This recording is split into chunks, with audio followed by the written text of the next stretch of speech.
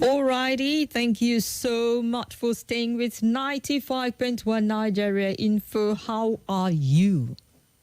I'm asking a very honest question. How are you doing? How are you feeling? How are you coping? How are you managing? How are you thriving and flourishing in spite of the situation of things? I know not everyone is on the same frequency, on the same wavelength. Some people are doing okay. Some people are choking. People are, God, they will survive to favor us and our family kind of people. But it's all good. Whatever strategy works for you to just stay afloat and things move on, I would endorse it altogether. Well, we're going to have a great time on the show today. It's raining. The weather is pleasant. I just hope it's not raining like figuratively on your parade. It's disrupting your business and your plans today. But it's the season and the weather. So you know that as you go about, even if the forecast is telling you there will be no rain, you just might hold on to your umbrella because we're still watching the rainy season. As a matter of fact, do not hold on to every single word of the forecast because sometimes you'll be surprised. They'll say, and there'll be rain. They'll say there'll be rain and there'll be no rain. So be prepared. That's all I have to say. Thank you for staying with 95 Nigeria Info, your passionate, trustworthy, conversational radio on air, off air, and on the streets. We give very best of conversation and update as is required. And this is what officially welcome you. Hard facts is intense because some of the big stories driving conversation in Nigeria will bring some of the brilliant minds, review, analyze, and have conversations around these issues. And that's what we're doing. Being Wednesday, our regular Dr. Majeed Dahiru is in the studio. Is a researcher, a columnist, political analyst, and tech team lead of Luxterra Leadership Foundation, helping us with through the stories. Dr. Majeed, good afternoon, and welcome to Hard Facts. Thank you very much. Oracle, it's good to be here. Delighted. Good afternoon to our listeners. Yes. And much later in the day, Senami Ohiomohai will join me for a fantastic conversation at 12 o'clock hour. It'll be the woman, and she'll be my amazing guest on the show. You know it's going to be packed as things break, develop, and evolve. We're here to share them with you. My name is Kimberly Wachko. Call me Kim, the digital oracle that is, the fellow Madam Speaker Chanyawan. And I would say yes to them all. Yesterday, we were talking about Kenya and how the president, a lot of hardship is being brought on the people and the economy as a result of the removal of West Subsidy. Even not an oil-producing country, but they do have, their refinery. When it came on board, they removed subsidy, but they're going to bring it back for a month to sort of balance things. And Nigerians saying, could it, would it, should it for Nigeria? Should we perhaps return subsidy for a period of time or things normalizes? We have our refineries, whatever we're doing with the floating of the naira stabilizes with production and what the economic team come with to get, our economy moving along. But then, not to bust your bubble, from the presidency, they're saying, the president, this time around through his handlers, are saying, we will tame petrol price with that subsidy reversal. What they're saying. President yesterday said that the federal would take measures to maintain the petrol, otherwise PMS, in the country without a reversal of its policy on subsidy removal. He also said that threat by the NLC to shut down the economy, a remote plan to further increase fuel price premature, stressing that it was incumbent on all stakeholders to maintain their peace. And the president assured there will be no further increase in the petrol in any part of the country. That was something the NNPC said so late last night, that there's no plan to raise the pump price per litre of petrol in the country. And this was put out through the special advisor to the president of media and publicity, and during disclosed this while briefing State House correspondent at the Villa shortly after with the issue following threat by the NLC to go on strike if the price was reviewed upwards. And he went on to even break down as to Nigeria selling, cheapest per litre of petrol in the sub-region, comparing us with some neighboring countries who were not oil-producing countries. And I don't know what their minimum wage is. However, it's interesting that we're looking at those. I think, say for Ivory Coast, a little bit, I don't know on the intense commercial level, they have oil, but we are the biggest oil producing nation in the region. Yes. So I don't know, comparison is favorable. But Dr. Majeed, this is where you come in. First, Pilas was making the round that government just might reverse it for a period of time, but they've come to clarify that there's no such thing, but the price will not go up. It is believable, really, the fact that there are a lot of factors at play, a lot of variables that could get the price of petrol to go up, seeing that we're not running it. Yes. Because the government is saying we're going to keep it at this subsidizing is to saying one way or there will be subsidy, you have to come in at one juncture to normalize the price. There are external factors that will spike the price up. I think it's true. Is far gone on this part of error to eat the humble. And there's nothing wrong with eating the humble pie. Realize that you have not been exactly right in what to do. And so when you see that, there won't be an increase in price. Even when all the indices have indicated that the current that petrol is being dispensed at home is far below the landing cost. But at the same time, when you ask subsidy removal, and it tells me that you have come to the realization that you cannot allow the price of petrol to continue to increase because the statistics is out there. As Nigerians, we know the impact, the negative impact and the consequences of high price of petrol in economy generally. Yeah.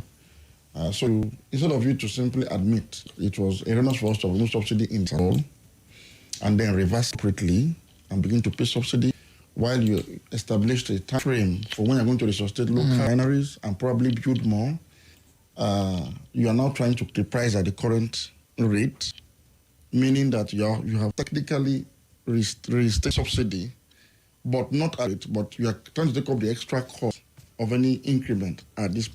This was exactly the same thing the Buhari administration did in 2016. For the under-recovery narrative. It's under that if you're going to leave this price at this rate, even when authors have indicated that the landing cost of petrol is higher than what it is now, it means you are going to embark on under-recovery once again. It's only the sole importers are today. Now import and sell at a loss, so to say, which is a form of a subsidy. But bottom line, it is subsidy.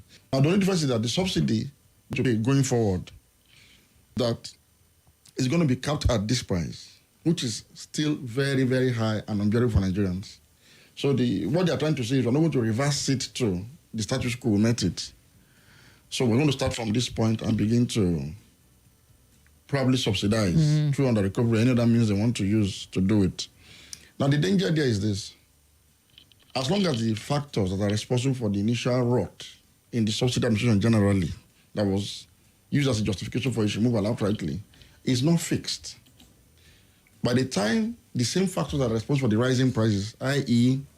Naira devaluation particularly, and maybe the volatility in the international crude pricing region. Seeing that sector has been deregulated, you know?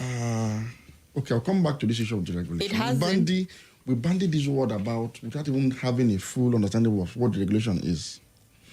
So I will land on this thought of if you don't fix the forex challenges and corruption in the system and all forms of, inadequacies that created the problem around the subsidy regime itself, if the landing cost of PMS continues to increase, a time will come that you may have to now maybe do under recovery to the tune of probably 1,000 naira a litre. Because at this rate, if it continues, this trajectory continues, it means the price of petrol will continue to increase probably every week or every month. Because the volatility in the foreign exchange market in Nigeria is such that we are seeing an increase in major world currencies against the Naira, an upward appreciation of major currencies against the Naira almost on daily basis. So that tells you that for a commodity or a product that is imported, it will have an effect on its pricing. So if that continues, you would have ended up paying so much for subsidy and then come around to start complaining that your revenues are not adequate to take care of subsidy and all of that. So for me, it's not enough to reinstate subsidy. In fact, they need to reverse the removal of subsidy, revert it to the status quo, tackle corruption entirely. I've talked about it several times. That it doesn't look as if our president has made any commitment firmly to holistically tackling corruption. And I had this conversation with somebody yesterday, and people think that when I talk about fighting corruption, it means you start arresting and prosecuting people that stole money. That is not all that there is to fighting corruption. I'm not even one of those who believe in probing past administrations and all of that, because the nature of corruption in Nigeria is such that it enjoys, or it has a problem of legitimacy. A legitimacy problem. How do I mean? Corruption in Nigeria is cultural. It's religious. It's something that's an acceptable norm, really.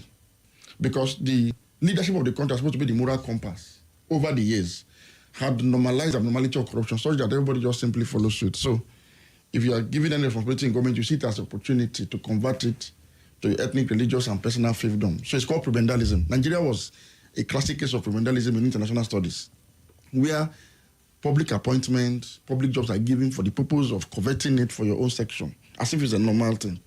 So I would have thought that after 24 years now of democracy and not making progress because of this factor, I would have thought that the new leadership would have sat down, had a reflection and said, we can't continue like this for our own self-enlightened interest. We can't. And begin the process of reversing this fundamental flaw of corruption at the roots of our nationhood through the various means of enumerated over and over. And I'm sure they know what I'm saying.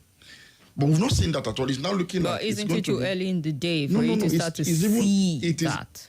It is even late. It should have started before inauguration. You would have seen it before inauguration. You would have seen it in the caliber of personalities nominated for appointment as ministers. You would have seen the kind of appointments, the quality of people being appointed. Remember, I made the point about integrity. Any system without integrity cannot sustain development. I need people of integrity to run a system along the lines of integrity. It is key. So, knowledge and integrity. There should have been a deliberate move towards this because I had thought that this government, after seeing the challenge to the establishment in the last election, when Nigerians tried to vote for a third force party in such humongous numbers as to cause sufficient disruptions that shook the foundation of the political establishment seriously, I had thought that would have been a shock therapy for them to say, look, we need to adjust and begin to do certain things right so that by the next round of elections, we do not lose out completely. It was Obedient Movement and the Labour Party in 2023. It could be another person. It could be the Oracle Movement in 2027. It can be another person because the grouse is there. That dissatisfaction is there. So I thought that this would have been an opportunity for them to adjust and look, begin to substitute patronage as reward for political participation with good governance. All right. But I've not seen that happening. So on the issue of regulation that you raised, the regulation. Because, I mean, that's what the government is saying. It's been deregulated. So we bandied this word up and down without thinking about the consequence of what we are saying. Have you ever had any conversation in the United States of America where the word deregulation is used the way we use it in Nigeria on any of their sectors? Have you ever had? Is it an issue that is it a subject of conversation even in the heat of their presidential politics? Deregulation. Have you heard of such things in the UK? Well, we would have our peculiarities. Your peculiarities are off the course. It's no longer a peculiarity that we should encourage. Deregulation is a thoroughly abused word in Nigeria. No economy in the world is deregulated, for goodness sake. Even in some economies, where, for example, sex tourism is part of the economic activity, it is regulated. You can't talk about I don't know how to talk about deregulation. You can talk about liberalization of sectors to allow for competitive activities and competitive pricing mechanisms.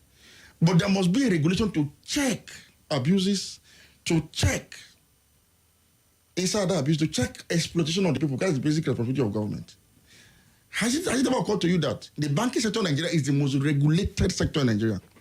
It's so regulated that the CBN as a regulatory body will approve the appointment of your MD, your board of directors members, down to certain critical staffs in your management, to approve the appointment. CBN is always on the necks of the banks. Every day, everything you do, CBN comes in to inspect your books. That is regulated. Banks are still declaring profits in Nigeria. It has not stifled out of the banking sector. People are still coming into it because someone must regulate activities to protect the people, their welfare and security. Now, on the issue of energy, petrol is part of energy.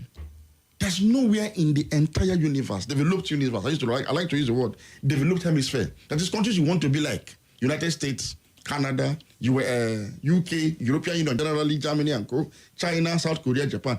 There's nowhere in this country, including Saudi Arabia and the Middle East, where energy market is deregulated.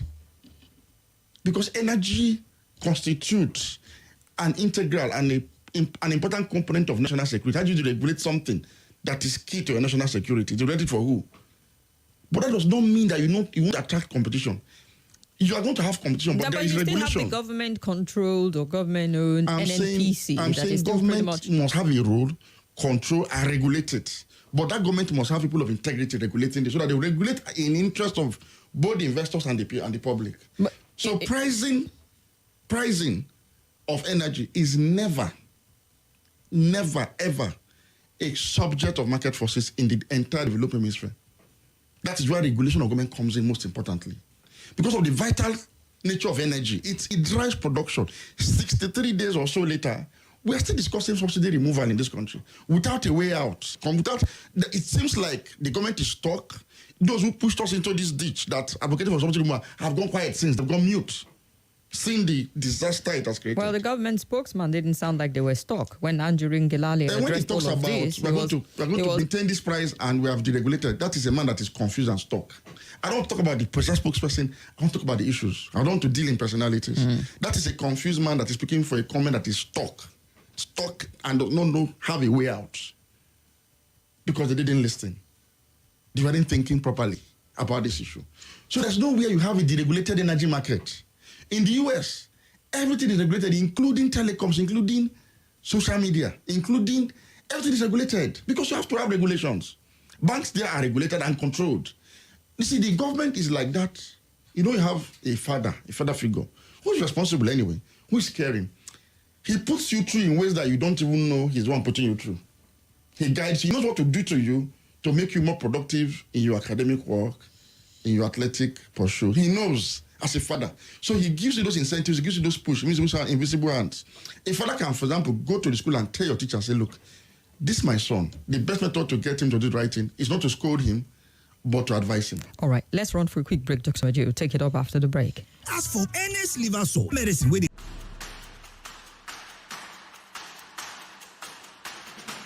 My name is Elder Emma Okoro. I'm interested in rebuilding my nation. And so I have to join the beginning of cleaning of the environment. The Gariki environment here is totally filthy and unhealthy for our people. So when Mayor Fortune decided that Abuja should come out, I decided to join because it's for the good of our people, our children, our wives, and our families. That's why I'm part of this group, so that I'll be part of those who have started the journey to rebuild Nigeria.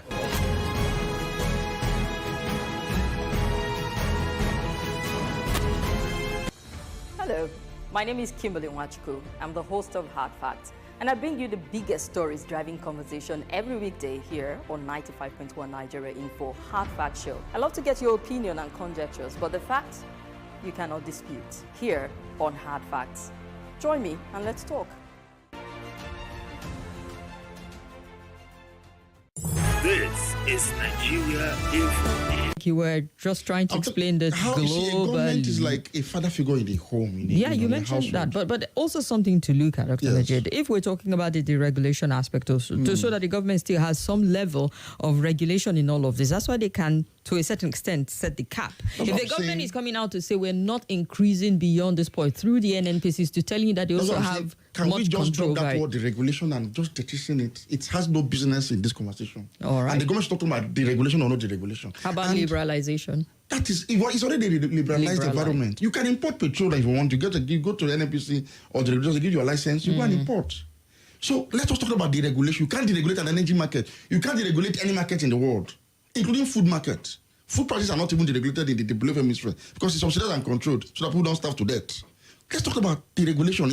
It's a distraction. All right. And now you have deregulated, so-called deregulation. Are you aware that according to Ipman, nobody's able to import this petrol? All the people that have been given license cannot import. I thought they said there was a tranche coming in by some people who were given licenses you to saw import. that propaganda. You must be able to sift out propaganda from the real issues.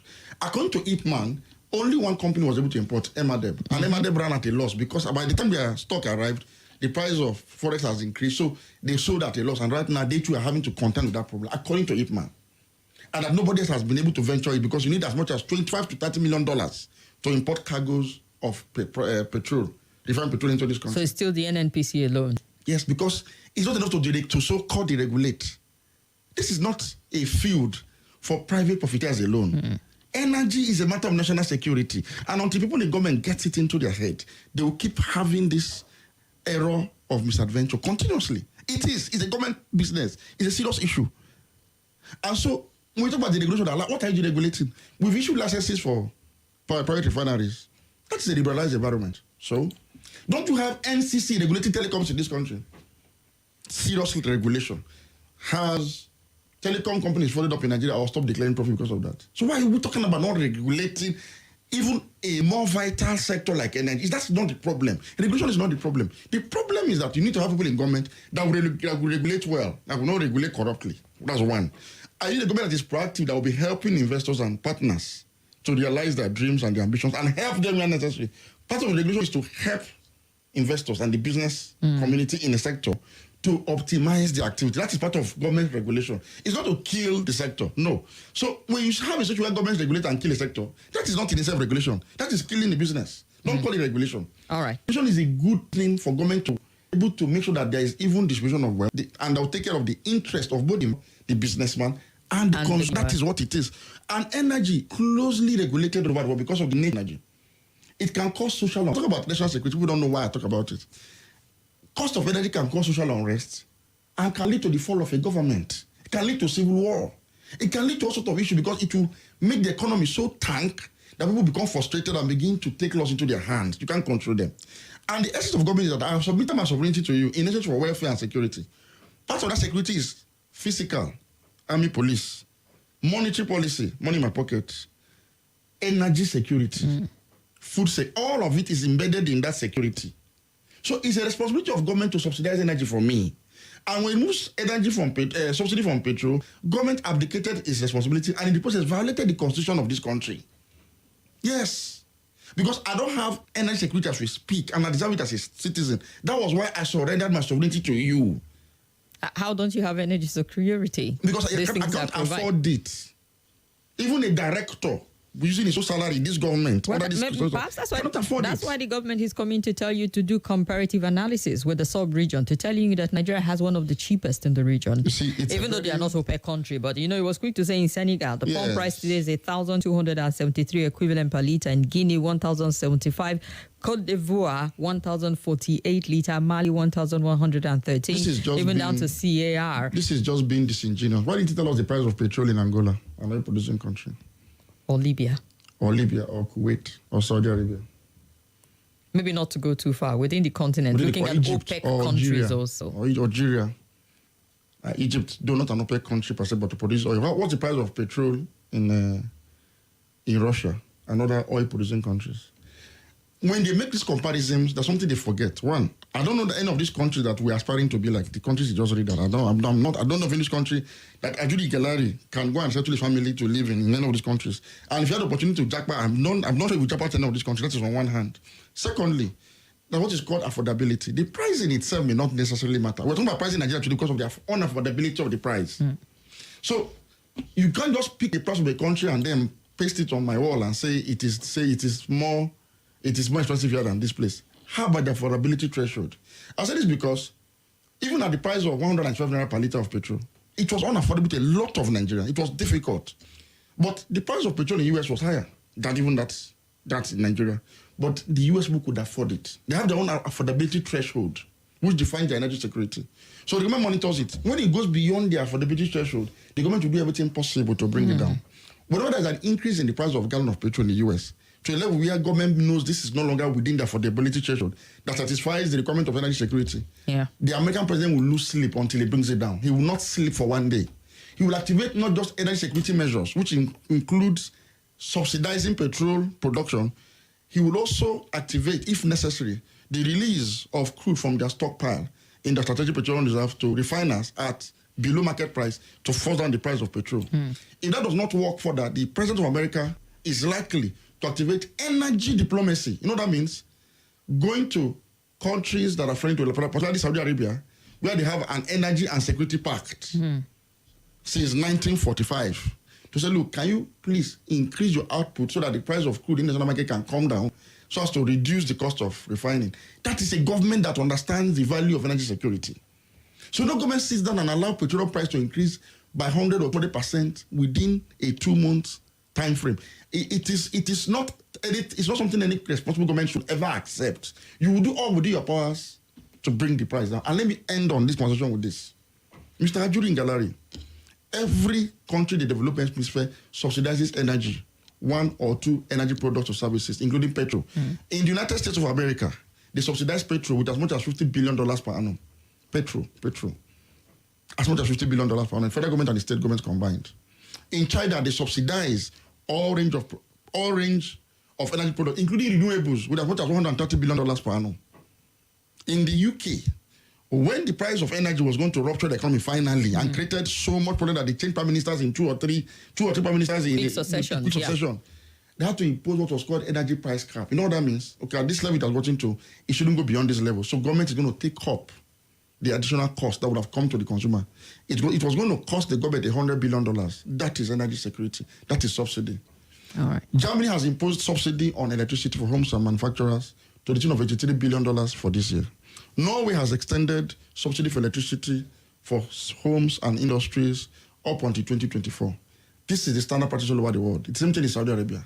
So can we just stop this conversation and restore subsidy and become responsible as a government and ensure for Nigerian people energy security, which means availability of energy, i.e. petrol, and its affordability at the same time?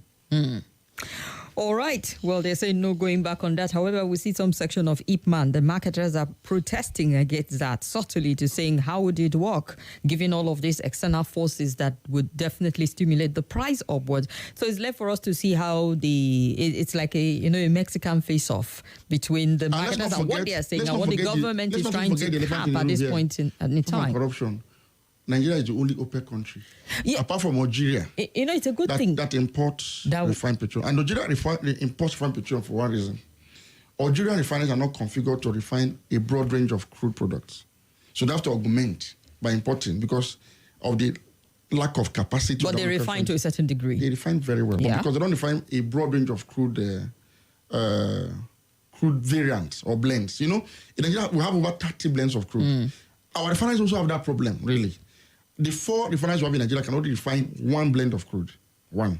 So in addition to rehabilitating or turn around or maintaining or turn I don't know the word to use now, turn around maintenance of the refineries, one thing that's also required is to reconfigure the catalytic chambers and the refining heads to be able to refine multiple streams of crude so as to prevent or should I say avoid the problem of crude supply constraint to refineries. That's a major challenge too. But when we say fixed refineries, we mean all of this should be done. For example, the Kaduna refinery can only refine one blend of crude in Nigeria, escravos, which is heavy crude because of the petrochemical nature of the refinery. Yeah. So when it was even functioning, if they don't have supply from escravos, they have to bring crude from Venezuela to Nigeria and take it and pump it to Kaduna to function. So each of these refineries, 4 of them have a particular... And so you need to reconfigure them to be to refine all. I'm told that Dangote refinery comes on stream has the capacity to refine more streams of crude. Brilliant. So it won't have that challenge if it comes on stream. So we can also... it won't stream. It's just the when that is. Okay, when it comes stream. So what I'm saying is in addition to maintenance, rehabilitation, whatever it is, this is something that must be factored into these 4 refineries and build more. NNPC should be made to run like Oil of Norway. Statoil is a state-owned company, that means state of Norway. They have raised so much money from the Russia-Ukraine war because they are selling massive energy across the world. That they're trying to debate on what to do with the excess wind. We couldn't benefit from this war the way we did during the Gulf War because of lack of productivity in NNPC. With fault of subsidy. It's not the fault of subsidy. It's not the fault of citizens that NNPC is unable to declare profit and perform like other states about the world. I don't know if any where you have this level of oil reserves, I don't have functioning refineries. And nobody seems to be talking about it. Our press has not seen the need to kickstart. Make sure that it gives matching order to an NPC. There are very strong pro-government people who tell you, how do you fix the refineries? It's capital intensive to fix them. Oh, really? And so perhaps you remove this the debt weight of subsidizing petrol PMS for Nigerians. You might want to channel that money in. Has the government told you in collect their policy towards resuscitating refineries? Has our president visited any refinery they told you that the Port Harcourt refinery will be ready by Christmas. They said so. NLC said that what they told them. That's why they ended their protests are being solid and convincing enough for that. We are communication practitioners. There's a difference when the president makes a national broadcast like that on the eve of the protest and said, look, and if you had said it there clearly that I have a road map in 18 months, 4 of our refineries will stream, and that will substitute importation of petrol, and we can now manage subsidy for local production because it's something you can monitor. It's curious that he said there and a few days after. That's why I'm bringing to that. It doesn't look like the government is in a hole or does not consider fixing local, building more as an option. It doesn't look like... No, but the fixing of Port Harcourt refinery pre this present administration. Well, a lot of cash back was from the previous. The government and this government have the same ambivalent position refinery station. Even the ones before them. In fact, since 1994, government, from Obasanjo to Yar'Adua to Muhammadu Buhari, and now no, but them working to a certain degree at that point. But we are not able to supply adequate petrol for local consumption. So as far as they are not working. We are saying, should we rely on importation as one of the largest producers of crude oil in the world? All right.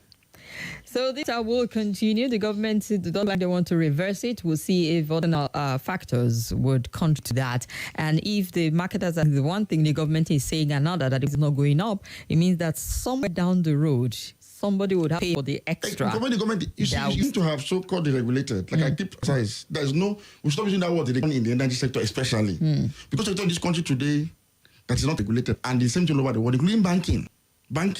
If you know the level of regulation, to the point that CBI instructs you to bar some, in fact, so much power over the banking sector, which to check abuses. All right, it's been very productive for us.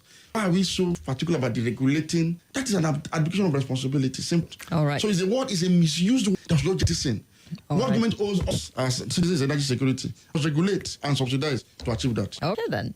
Emmanuel from Lugbe says increase in pump price according to the president. President now determined the fuel price. The government told Nigerians that petrol price will be determined by market forces as per the regulation.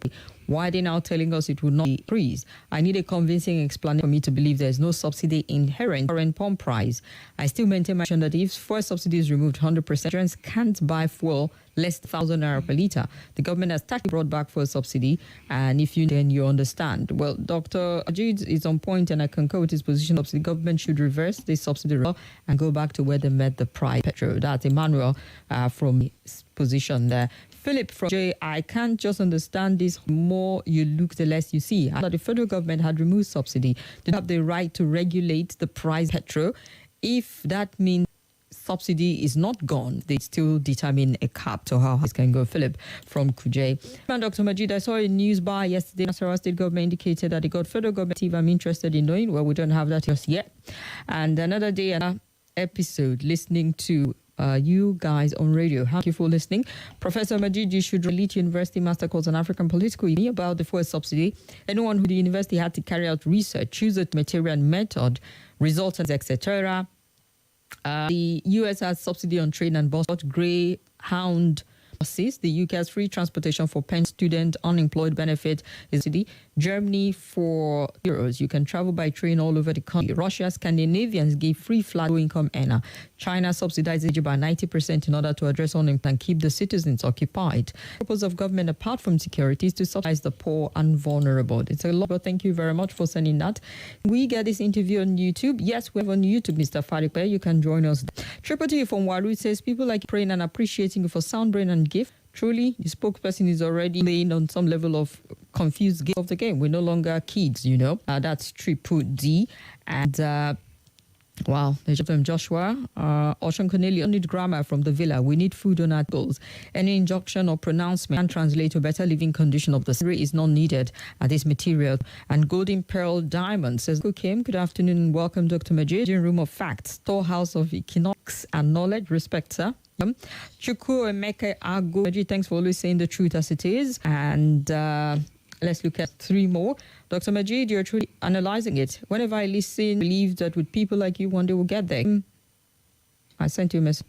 Thank you very much, Isaiah. Dari, we see you. Is listening all the way from Liberia. Good to know. Bright Uzo, the comparison between this coal-producing nation is not the best way to go. That's where you compare your petrol cost with getting their cost of living, and minimum is not to be compared. Let's not impose hardship on the masses while trying to compare countries that are doing better than us in other aspects there. Let's look at another story. Just before, okay, we'll take two phone calls and move to another story. Hello.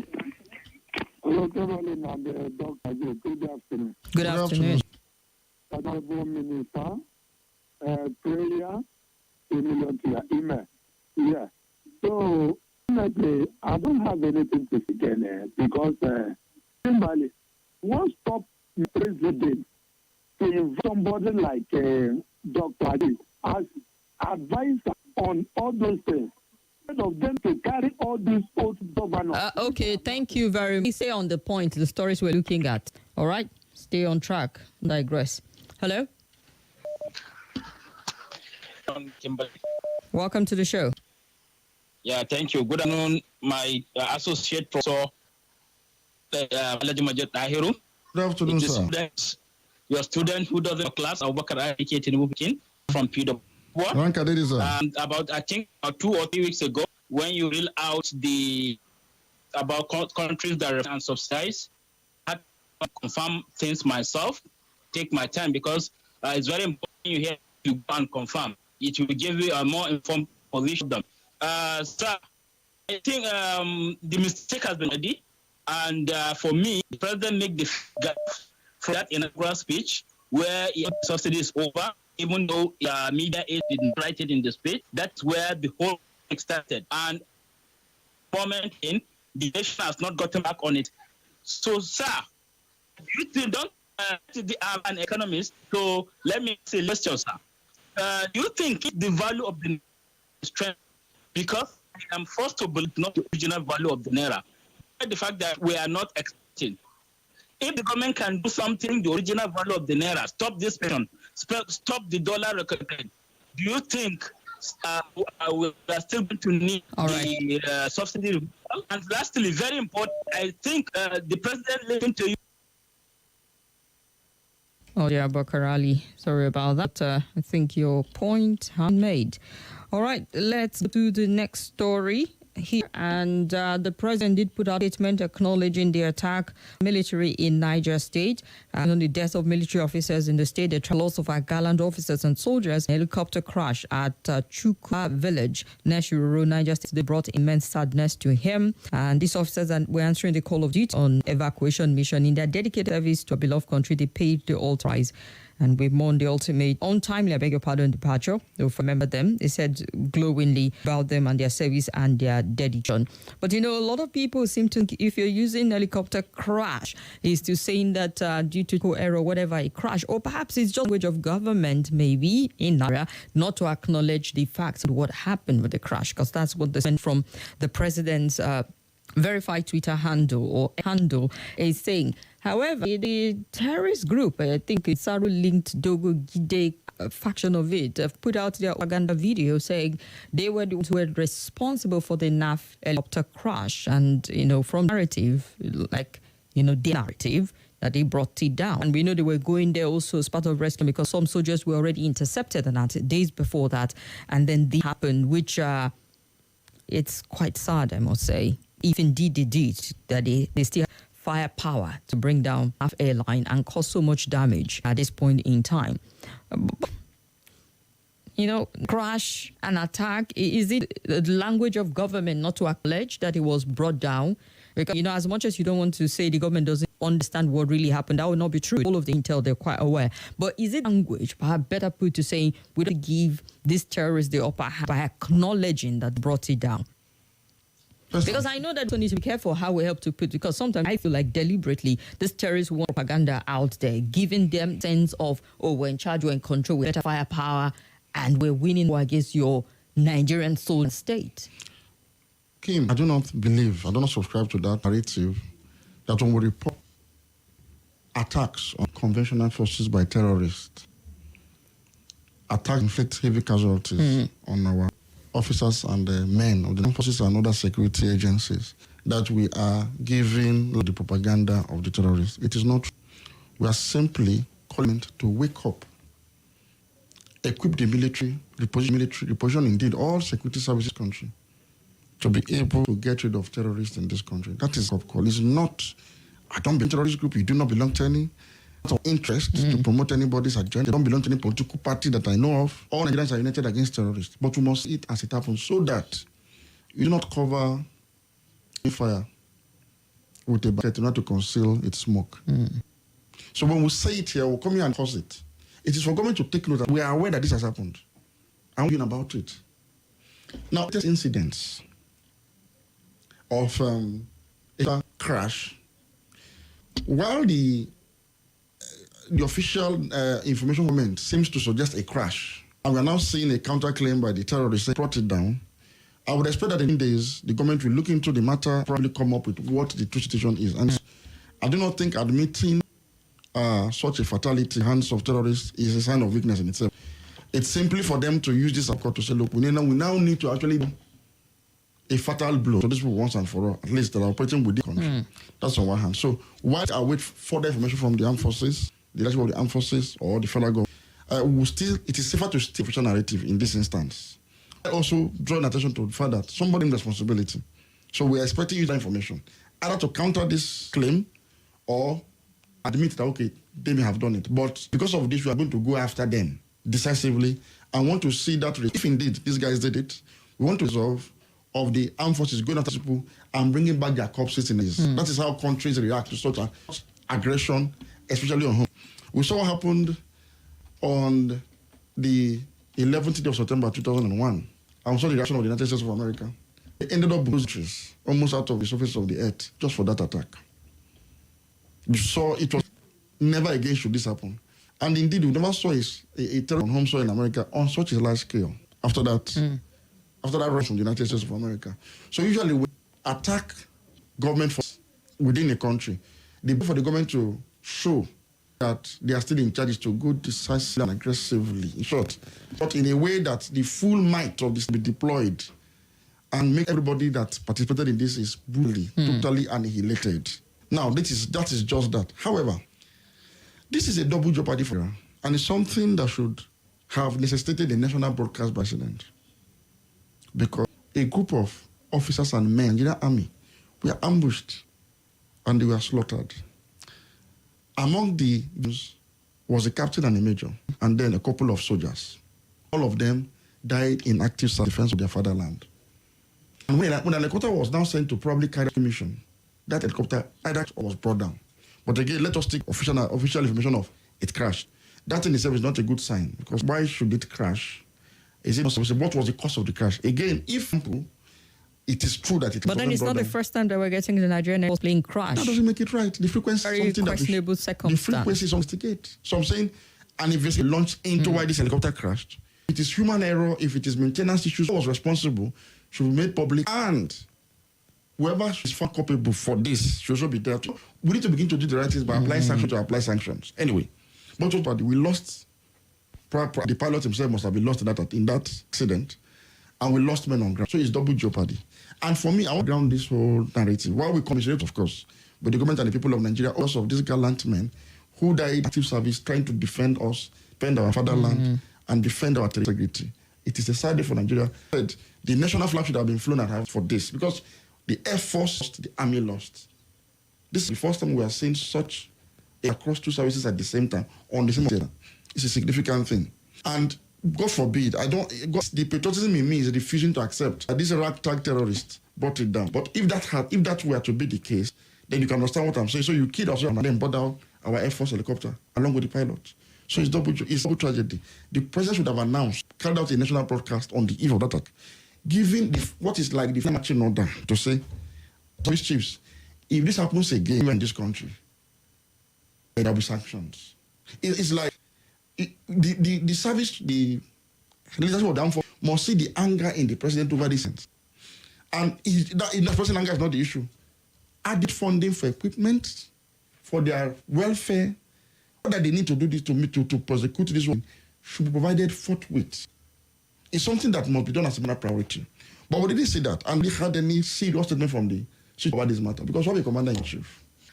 What is sad about it is this is coming under Nigeria, or the Nigerian is involved in the case or the issue in Niger.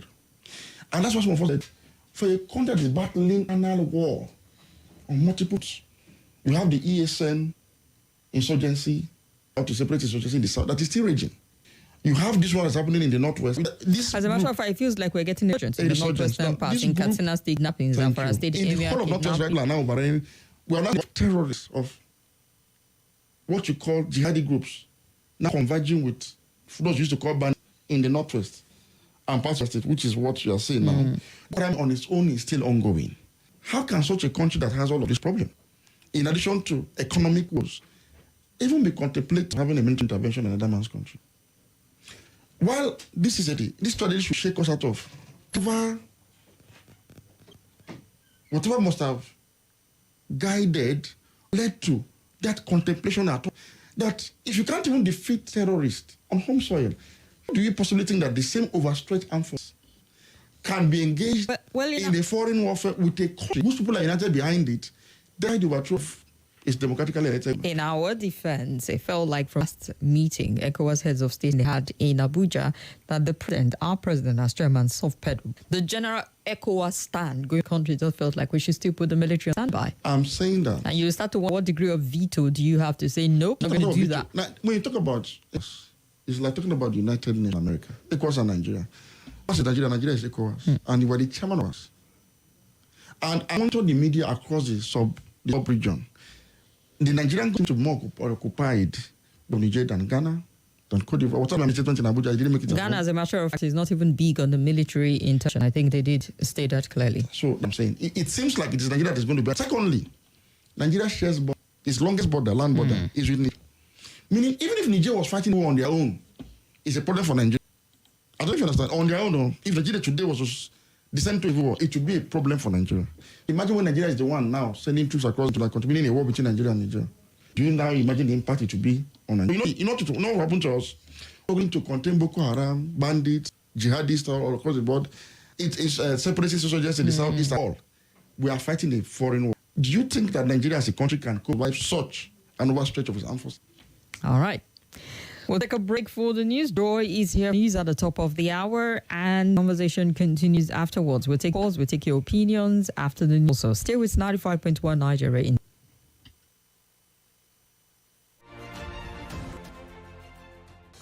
Hello, my name is Kimberly.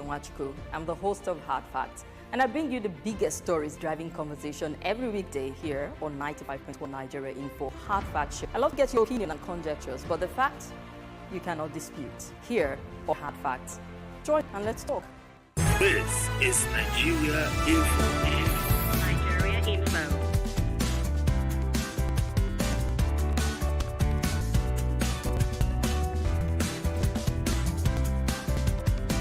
This is Nigeria Info.